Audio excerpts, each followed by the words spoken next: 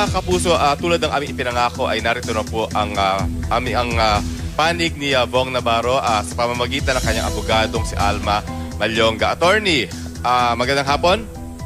Magandang hapon. Attorney Alma, kumusta na po ang lagay ni Bong? Nasa ospital pa ba hanggang ngayon? He is in the hospital. Medyo malubha yung kanyang pikahan. He is being severely injured and he is scheduled to undergo procedures including surgery ng pagkakaintindi. Pero nakakausap naman ng malinaw. Nakakausap din siya, Bong. You know what? Yung kanyang napagdaanan, anybody na napagdaanan yung kanyang naranasan, they will be very traumatized as Bong is traumatized right now. Pero, Attorney, aware ba kayo dun sa blatter ng Taguig Police kung saan lumabas ang statement ng alleged victim? Oo. Actually, yun ang dahilan kung bakit ilagay namin, importante na maliwanagan, nagpaskrin kami ng statement today. It is because of that particular news item na meron raw police blatter na lumabas na may parat raw or accusation ng attempted rape against Bong. Gusto lang namin liwanagin na si Bong ay isang biktima sa kasong ito. He is not a rapist. Maaring hindi siya santo, pero siya isang mabuting ring tao at definitely hindi siya kriminal, siya ay biktima. Yung nakalasaad doon sa police blatter na supposedly meron siyang ginawang attempted rape ay isang malaking kasinungalingan.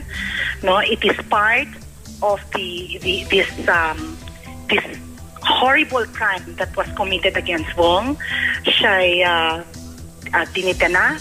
He was the victim of detention, tinorture siya, he was being blackmailed, he was being extorted, at itong ginawang krimen sa kanya, pinabalaan siya na huwag siyang magsalita, huwag siyang magbigay ng kahit anong pahayag sa media, itago niya yung krimen na ginawa sa kanya, at ginamit nila itong paglagay sa police blatter ng isang nakakatawa at hindi makatotohan ng akusasyon para i-blackmail siya na huwag siyang magsalita. Pero kaya nabanggit nyo na rin lang yung mga yan, kayo ba'y mayroong hakbang na legal na gagawin?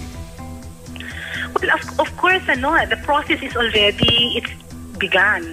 Ang umpisa niyan, of course, is nakunan na ng statement si Bong. The matter is being investigated.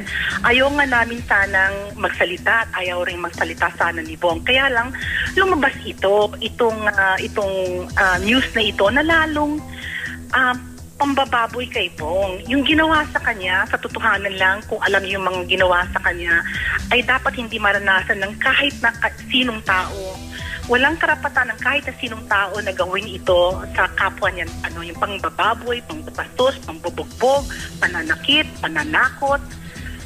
And I think Bong is prepared to do what is necessary dahil sa katotohanan lang, kung ito'y ginawa sa kanya, na kilala, meron siyang pangalan at siguro na may mga kaibigan siya at meron siyang mga pwedeng gawin. Paano pa yung mga ibang tao? Okay, Attorney, paano nga halba yung balak niya pagdedemanda? So ang proceedings, when do you actually begin officially? Actually, you know what? The process has already begun. Nagkakaroon na ng investigation dito at the proper time. The complaint will be filed.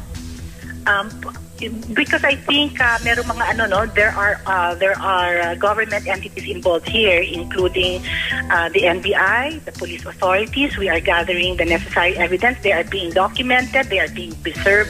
We are very confident na napakalakas ng kaso ni Bong, but ang priority namin ngayon is that he should fully recover in the meantime. Pero Attorney, meron ba kayong lead sa mga suspects? Yes, I understand na naglabas na lang actually si Bong, naglabas na, sinabi na niya yung pangalan noong yung kilala. Meron kasi siyang kilala doon at mga hindi kilala. At isang taong kanyang pinangalanan ay si Cedric Lee. Yun ang tao na nanakit sa kanya, kasama sa panunutok ng baril sa kanya, gumawa ng kababuyan kay Bong. And he has said it. Hindi niya alam kung bakit. We do not know the exact story kung anong motivation. But ito yung ginawa kay Bong. Okay, so ito ba yung malaking tao? Talagang super laking maimpluwensya? Hindi ko kilala ng personal si Cedric Lee. At yung hindi ko kilala yung mga ibang tao. There I think mga 6 or 7 men who did this to Bong, no? Ang naalala lang niya, nakilala niya doon ay itong Cedric Lee. Hindi ko kilala ng personal itong Cedric Lee. Hindi ko alam kung mayaman siya. Hindi ko alam kung powerful siya. Pero ang pagpaasta niya, parang pagpapalabas niya sa sarili niya, according to Bong, ay malakas siya dahil hindi siya nahiya eh. Anyway, Attorney, maraming salamat at sa mga pangalan na banggit nyo ay kukunin din namin ang panig nyo. Bukas po ang pinto ng Star Talk para sa mga panig ng mga taong sinasangkot sa kasong ito. I would just like to say, the only reason I agreed to this interview is again to disabuse any notion that there is any truth to the allegation that Bong is a perpetrator of rape. He is the victim. I think naklaro po yan ngayong hapon. Oo. Maraming salamat po, Attorney Malyonga.